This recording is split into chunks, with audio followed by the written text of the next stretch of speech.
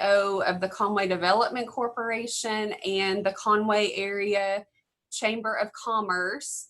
I won't read his resume because many of you know him, but some things that I didn't know that I found online about him related to his, it's not scary, Brad. It's not scary.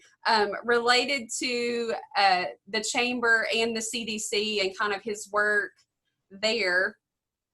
He's a graduate of the Community Development Institute at UCA, the Economic Development Institute at the University of Oklahoma, the U.S. Chamber of Commerce Foundation's Institute for Organization Management, and he's a certified chamber executive through the Association of Chamber of Commerce Executives. So I just think that those things are important to note, to show the extra training that he has done that benefits our city. And so Brad's going to be talking to us today about the city of colleges and kind of education here in Conway. So Brad, I'm going to turn it over to you. All right. Well, as with everything else in 2020, this is a new experience in doing a Rotary presentation via Zoom. So I had 3 Zoom meetings yesterday, so hopefully I'm in a good position to deliver this one today. But I will say I'll be happy when we can all be back in person on things like this. I'm not a Zoom fan. Let's just put it that way. I'm ready to be back in person. So, most of you are very familiar with the chamber. But I think that what Santi wanted me to talk about today was really the origins of the chamber and why it was created. And if you look at chambers across America, more often than not, they are created for some reason that the business community, some problem that the business community needed to solve. Our national organization, there is a gentleman there who had spent a great deal of his career researching what chambers do, the history of chambers, and he wrote a book a few years ago called The Magicians of Main Street. And he took these stories from across America about what chambers did. And what I think you have to keep in mind when we get into this idea of a chamber forming over 100 years ago is what the role of city government would have been and how limited city government services would have been. So if you look at us in Conway, we were formed in 1891. So we were just a cotton town that had 1,207 people. So just let that sink in for a minute. We were this little cotton town, rail town, 1,200 people, and there became a need. And again, what we see across America is that there were needs that occurred, and because government wasn't the thing that it is today, it became the business leaders' responsibility to solve these problems. And so what they would do is organize a group to really become responsible to solve those problems. So in Conway's situation in 1891, there was a gentleman named Captain W.W. Martin, and many of you may be shaking your head that you know who Dr. Martin was, but he had this vision that Conway would diversify its economy, which was largely agricultural, by recruiting higher ed into the community. And so, I look back at this and I think Conway was a player in economic development in 1891.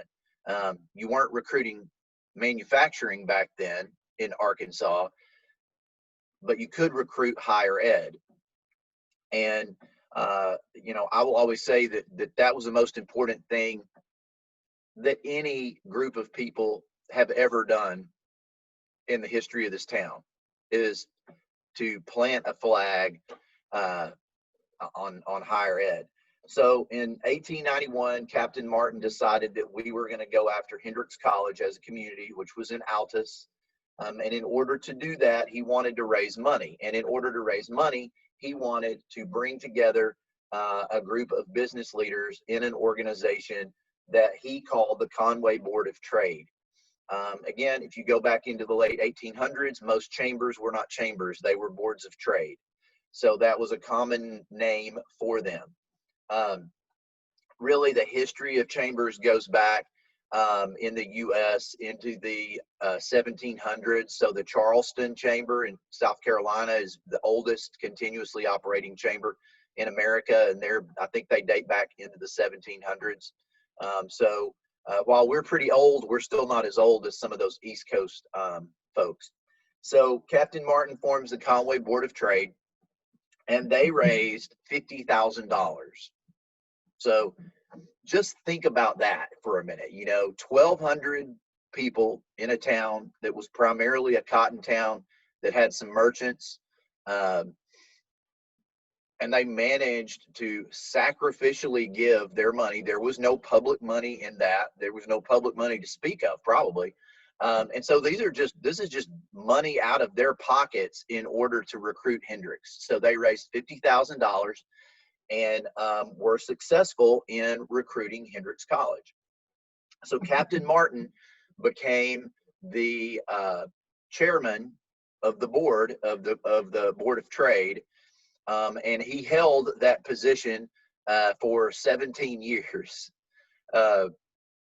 So those of you that have been chamber chairman, like Terry, what if you had to be chairman for 17 years? So Captain Martin, he held that position for 17 years. And incidentally, that lines up with when we sort of finished recruiting higher ed, because we weren't finished with Hendrix.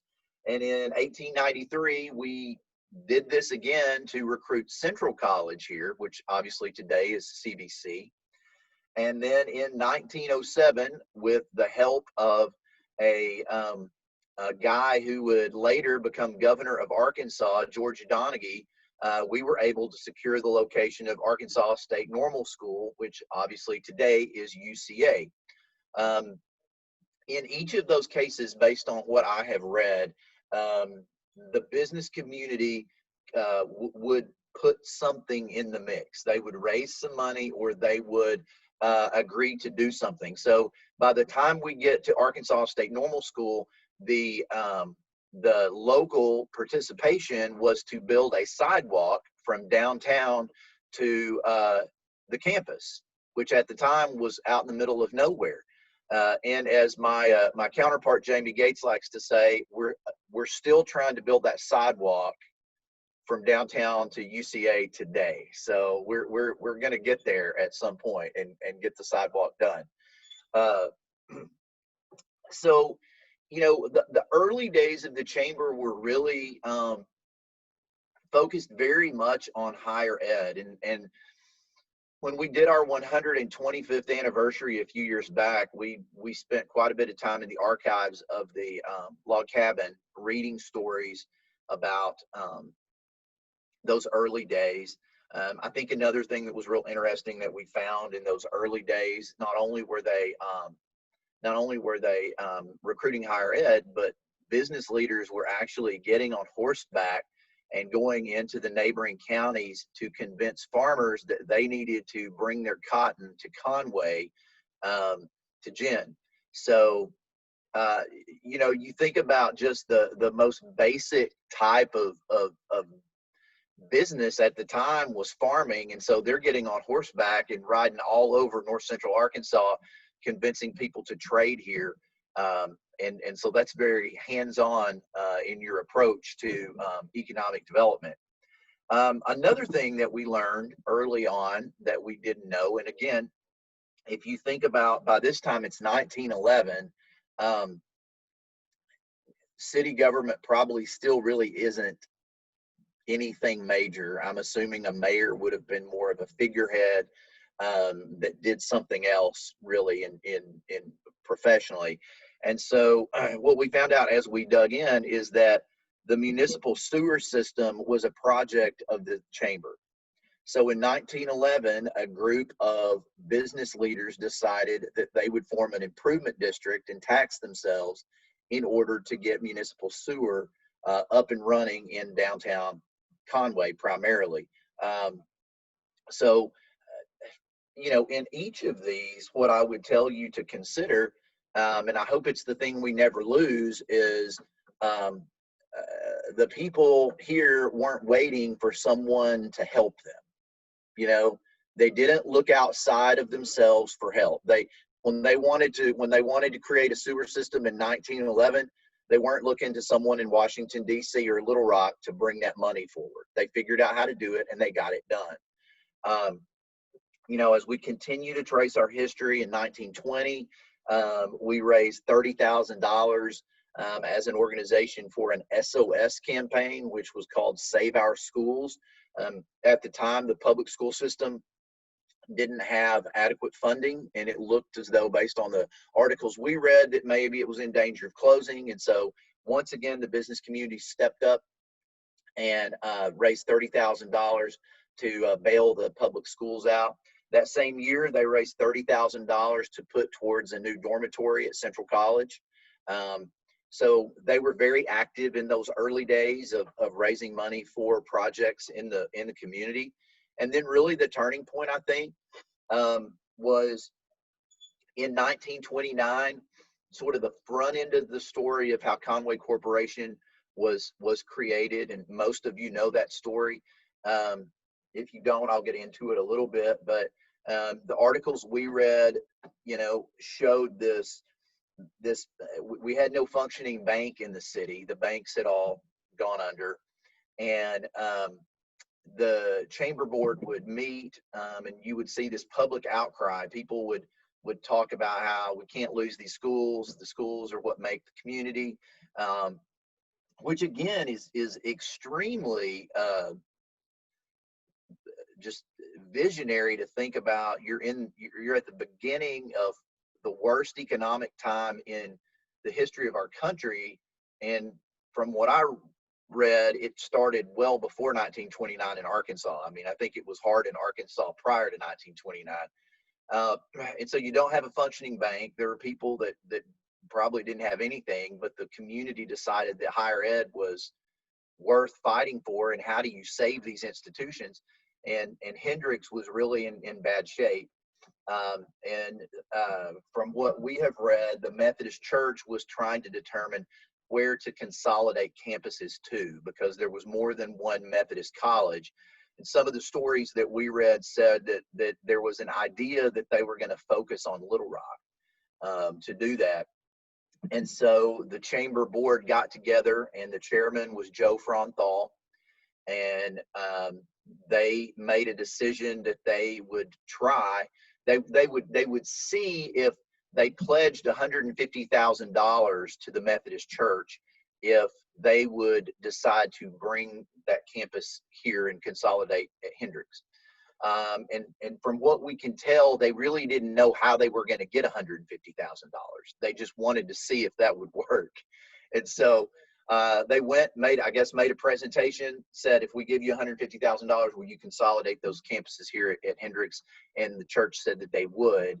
And then they went back to work on how do we raise this money, because it is 1929.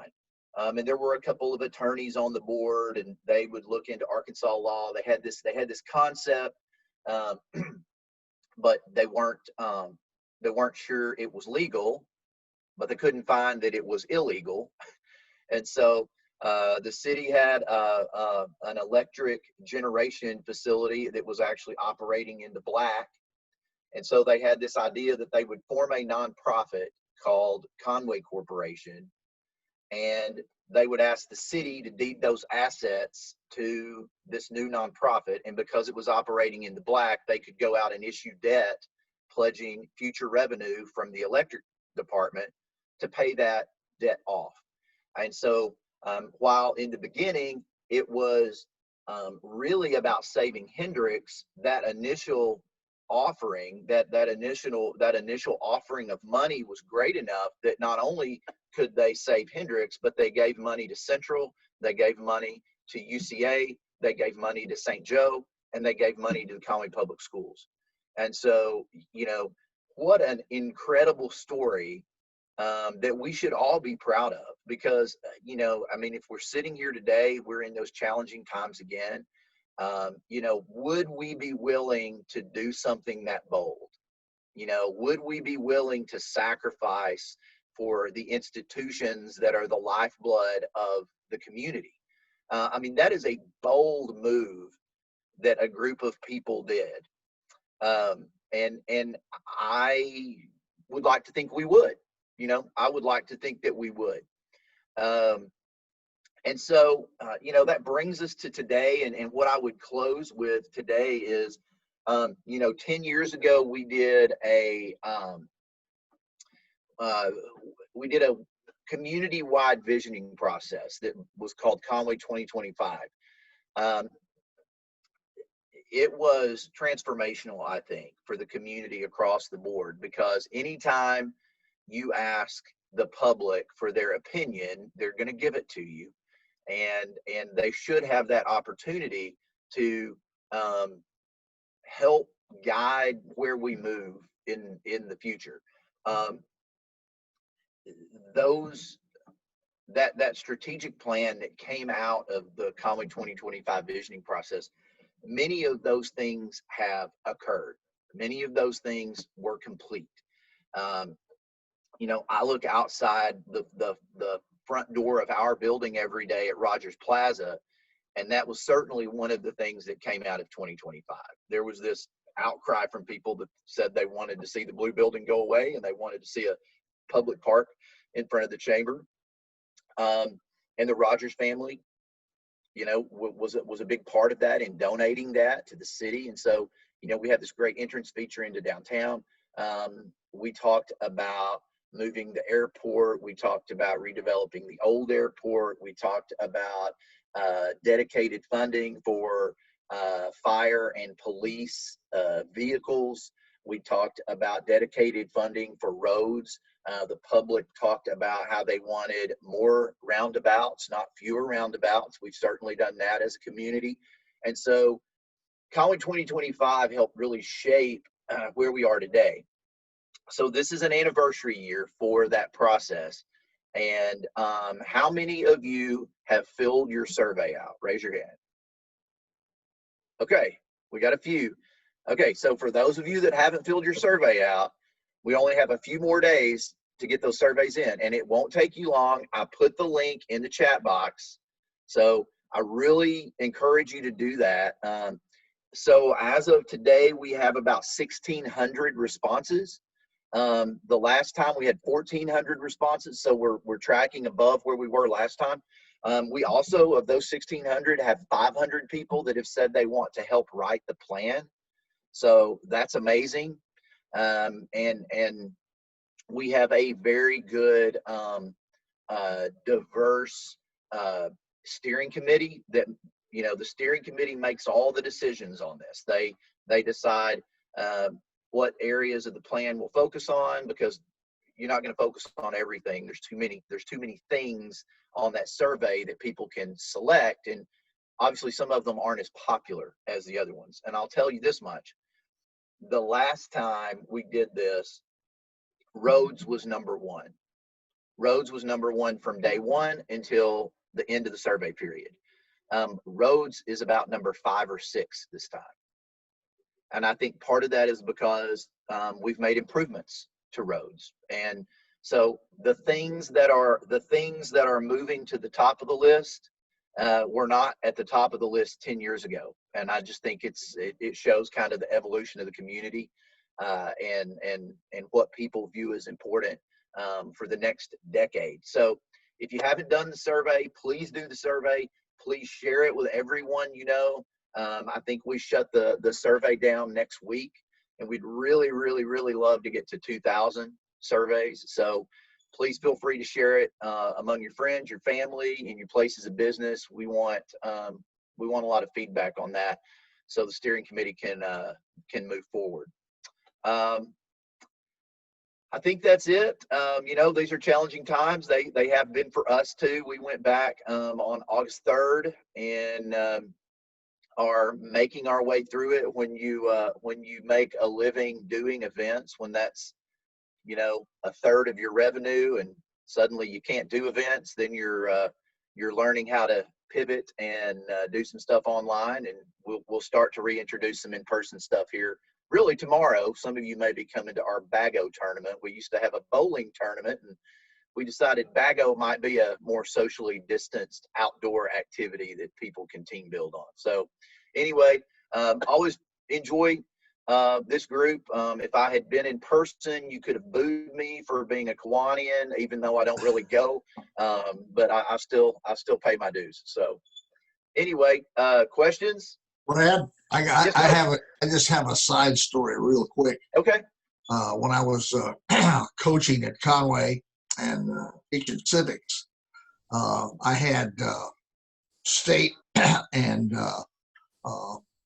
federal government parts of the course, but I didn't have any city local government. And so I decided to write the organization and administration of Conway City Government for my thesis for my master's. And so I put all this together, but my first trip was over to the courthouse to see the charters and read those. And of course, you didn't copy them back then, but they were back. It took them a while to find them, but they found it. And I get it and go over it, and I'm writing, and I asked them to make a copy of it, and they said yes, and all this, and then they're included in these charters was the organization of the Conway Corporation and what it said on why it was organized at the very beginning, the opening paragraph. So I'm putting this together and researching it and everything else, and I get a call from Mayor Walter Dunaway. And he said, come down to my office. And I don't know if anybody have ever been to Walter Dunaway's office, but he had more washing machine coins and Wurlitz or music box coins than any man on earth. But I went down there, and he's counting this money, you know, and he's got all these stacks of coins. And I said, Mayor, I said, what is it? And he said, what were you doing over at the courthouse, boy? And I said, I was doing some research for my master's. He said, let me tell you something. He said, I'm going to have to ask you to preview that thesis in front of the Conway Corporation before you submit it. And so every week, when I have to submit what I had done that week and get that to them, and then they would approve it and send it to Dr. Snow's secretary for typing, and then they would reread it, and finally I got it passed and accepted. But that was a real experience. Yeah, it sounds like it. I've got a question for you. Okay. Basically, have you guys done any sort of comparisons, or actually it's probably something for the for our newspaper, the Log Cabin, but with the 1911, or was it with 1920? When was the pandemic back in the, was it 20s? 1918, I think. 1918, yeah, and what we got now. I don't know if I've seen any articles on that or even a comparison. It'd be kind of interesting to see, though. Yep, it would be. Just one other thing for folks, good old Captain Martin is buried on Hendricks's property there. One thing I didn't say that I thought was really interesting, when we did that 125-year anniversary for the chamber, we went back and obviously invited all of our past chairs to attend, and then if they were deceased, we would try to find a family member. And for the lunch that we had, we actually had one of Captain Martin's like great nephews or something, and so we actually had representation from his family there that day, which was really, really cool. Brad, Yes, you had mentioned the central landing or the old development of the old airport. any updates that you can give on what's happening out there? It looks like it's stalled at those apartments, but I've seen other dirt moving stuff going. What can you share? Yeah, so the apartments are, well, they were affected by a couple things, but the latest was COVID. That developer does all of his interior finish out. He's an engineer, and so everything is extremely organized, and he sources everything from China. So all of the interior, all of the stonework, all of the trim comes directly from China, and so the supply chain got screwed up for him. We're finishing landscaping out there. We have another multifamily development that we're working with for the property. Obviously, you know, retail is not in a great position right now anywhere nationally. So I think we'll probably start reimagining what some of the development looks like out there in the next year or so, because there's just a lot of uncertainty. I mean, even things that were certain a year ago, like entertainment venues, like a movie theater, I mean, that would have been a sure bet 12 months ago, and that's not a sure bet anymore. And so, you know, it's a great piece of property. And the good thing I think about the CDC developing it is we have the ability to hold it for a while, for a long time actually, and make sure that it's developed correctly, and not necessarily to whomever just comes along. I mean, that's always been our view as we develop property, is that it needs to be done in a way that's best case scenario for the community and not just kind of a quick buck. Thank Sure. you. Anyone else? Right, I've got a quick question about the Business Expo. We understand it's been postponed, but is there any update? Are they going to do that, or can you speak to that? Yep, we are not going to do that in 2020. That's really the only one that we just can't quite figure out how to do, or even do it online to bring value to the participants. We've looked at best practices from other chambers on how they've tried to do online business expos, and there's just nothing that we think is great. And so we're gonna wait until we can do that in person, you know, because we always partner that with a taste of Conway, and right now that's not really great for restaurants either. I mean, it's just strange times. So that one will not come back this year, but everything else will, including our annual meeting, which you know, we were a couple weeks out from annual meeting when the pandemic hit us and the shutdown occurred. And so we are doing a 1 hour televised award show on Channel 11 on October 20th between 8 and 9 o'clock, which will be our 2020 annual meeting. We, the sponsors that are sticking with us, we're encouraging all of them to do home parties, home watch parties, and we're creating swag boxes for them. They're gigantic. It's going to have sort of everything they want or need for the house party in there. And then Channel 11 is going to do some live shots from some of the watch parties, and we think it's a great opportunity for us to really showcase Conway to a larger audience than just ourselves. So we're learning how to get through some of this. Anyone else? Adair, unmute yourself. Yeah, Adair, you're muted. Sorry. There you are. Can you hear me now? Yes, ma'am. Yeah. Oh, good, good. Richie and I have had lots of opportunities to literally drive around just because it's something to do. Sure. And it's safe.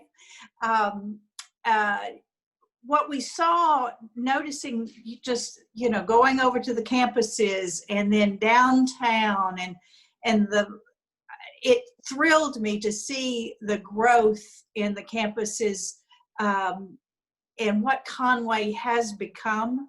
since a kid growing up here, and I can remember a population of 12,000. So that just tells you I'm patting you on the back for the work that you and Mr. Guy did, all those years ago. We did see that downtown, and I don't remember which bank had it, but now there is this staunch, wonderful building, and it was a bank, and no one's in it, across the street from, in the intersection, almost like what I would have said next to where used to be Simon's parking lot is. Do you know if there's plans for another company to come into that big bank building? I'm not sure I'm on the same building as you. Okay. Across from, actually, I don't know who is in the corner lot. Go over the railroad tracks, building on the right as you're going west. As you're going. Are you talking about the old City Hall? City Hall. It was. That's right. First State Bank and then City Hall? Yeah. So that is. Thank you. That is going to be home to the Arnold Innovation Center, which was announced a few years ago in honor of Richie Arnold. It's a Conway Corporation project. So they bought that from the city and will do a major renovation on it. The plans are really cool, and it will become home for really our entrepreneurial community in the city. Wonderful. And the conductor will make its home there, Jeff Standridge's group. Yes. And so it's a great reuse of that building, and the plans are fantastic. So, Greg, I don't know, you guys were going to start this year, but I think you pushed it off a year maybe? Yes, the city was a little slow getting out of that building and over to the federal building. Their contractor or whatever, their plans were a little slow. So we were delayed this year, and then COVID hit, and there's been some reduction in revenue there too. So we looked at projects that we could postpone a little bit. We have either started or just about to start some demolition inside the building, and then we'll take that information and try and get our plans a little closer, because there were not great plans on that building. And so we are starting a little bit of work to finalize the plans and understand the cost a little bit better, and then hopefully we'll start that project in earnest in 2021. Thank you so much. I'm glad to have learned that. That's wonderful. Appreciate it. Brad, I have a question. Sure. The perfect place where we're going to meet next week as a Rotary, I just feel so bad for them, with all the road construction and stuff. How are they doing? And do you help them in any way? Because you cannot have weddings there or anything. How's it working for them in the last year when all this road construction started?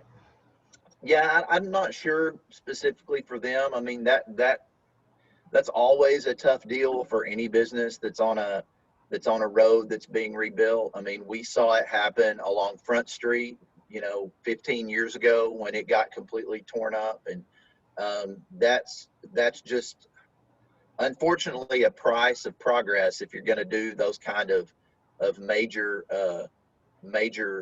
programs, and I think Greg would tell you too. I mean, we have aging infrastructure in parts of the city that's underground that there's no way you can fix it without digging the street up. And so,